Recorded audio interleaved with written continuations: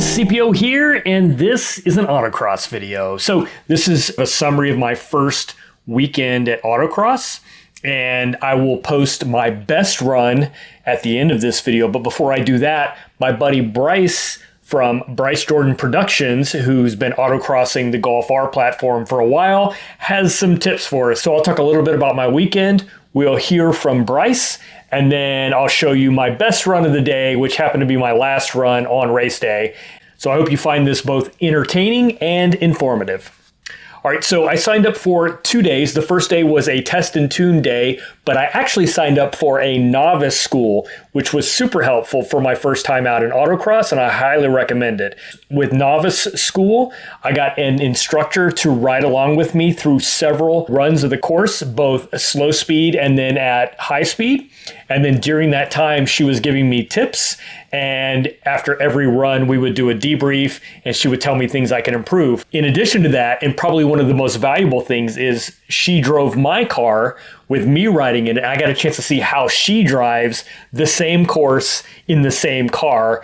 And that was super helpful because I realized after she drove how much harder I could have been pushing my car that I wasn't. So yeah, highly recommend that. Then I had a chance to just have free time on the course over and over and over again, basically as much as I wanted to improve and practice. And some runs were better, some runs were worse, but I got a chance to experiment and play with different approaches.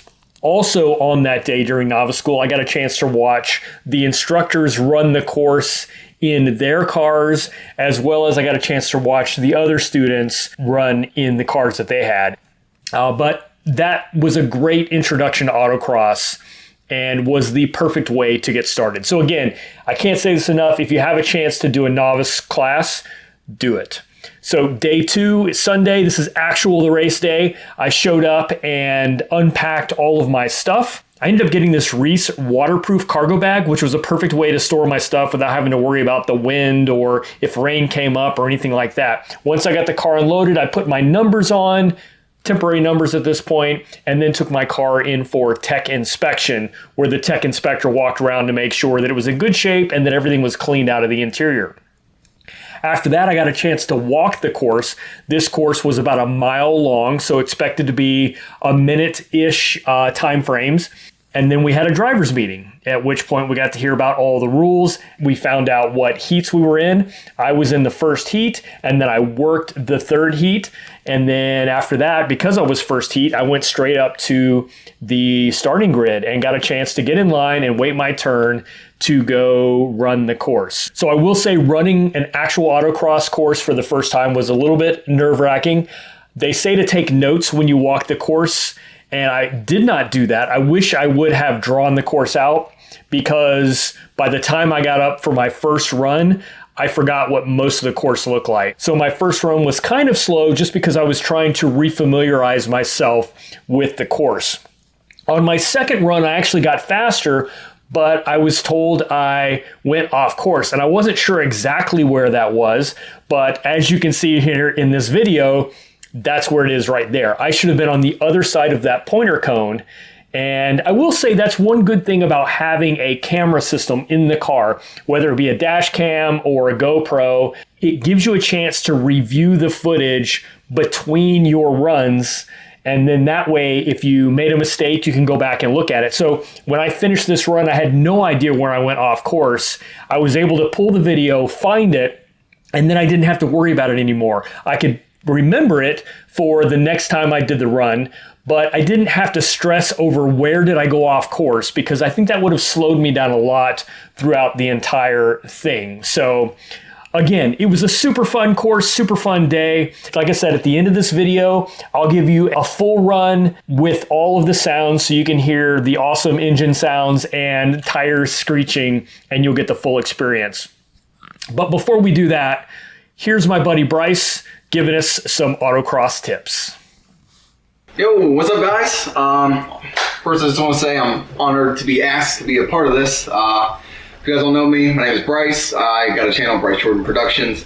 I built and raced the hell out of my Mark 7 go.fast.r, and I built it to be a pretty beastly autocross car, mostly built for autocross, and then had some catastrophic head failure and wound up just getting rid of the car, and now I'm building a new generation with the Gen 4 2-liter S3. So there's that. Anyway, but I wanted to give some tips and tricks here. I wrote some things down.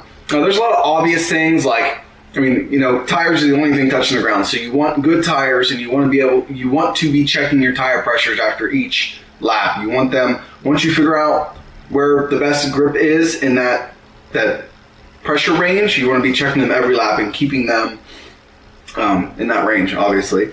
So that's the first one. Second one is going to be lowering the car and cambering the car. Camber up front is really going to help you in the corners like crazy. I used to think camber was bad when I first got into cars. That's all I ever heard was camber's bad. It's because of the scene kids. I didn't really know that there was a benefit to having camber.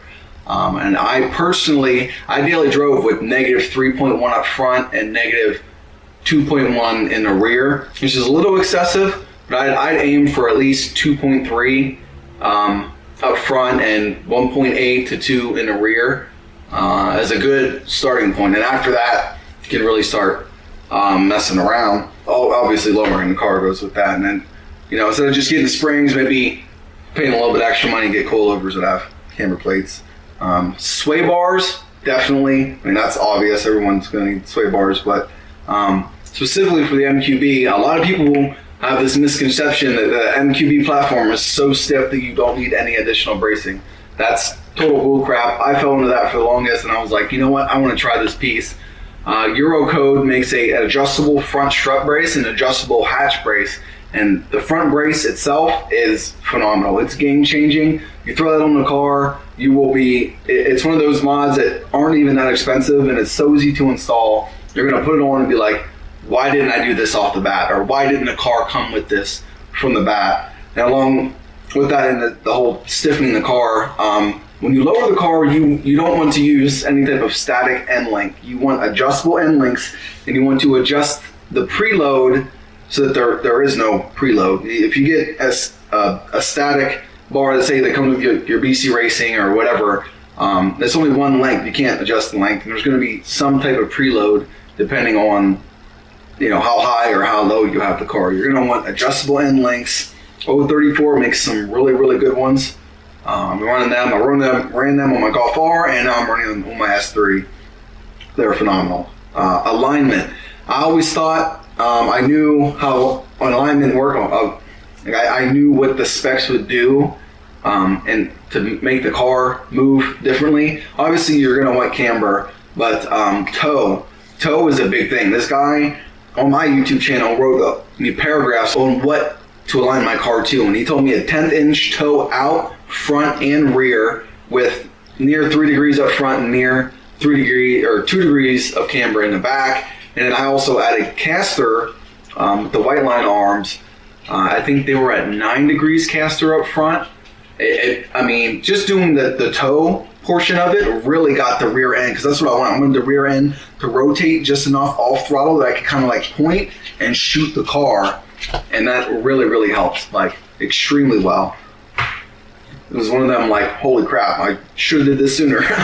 Riding with others and watching others, these are like more of a general thing. Don't be afraid to ask anybody for a ride at autocross. You'll see a lot of people don't have people riding with them. Like, I've asked tons of people over the years just to get a ride along with them to see how you can see, especially guys in like Miatas or S2000s or people that you can tell that they're fast. Hop in the car with them and see how their racing line is, and it'll help you get a better feel for your car and how close or how far you should be in certain corners to line yourself up watching others. So when you do your track work, you want to go to a spot where you were having difficulty. Say you were having difficulties in corner 3 or whatever. Go stand near corner 3. Yeah, I try to be the first person out there to grab a vest and a fire extinguisher, flag, whatever it is, and run to the spot that I want to be at, because I know that that's the spot that I'm having trouble with, and I try and really, really watch how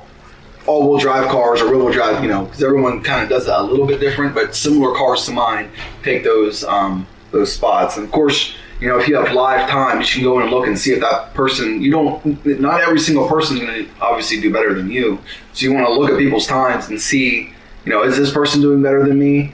Okay, good. Well, I want to make sure I watch this person in these corners to better yourself. And that's really helped me. Hopefully I gave you guys a little bit of advice. Definitely a good alignment, camber, tires, riding with others really helps. But most of all, seat time. Seat time is what you need to get better. Attending events, not being afraid to mess up. Go out there and try something new. Try it with traction on, try it with traction halfway off, fully off.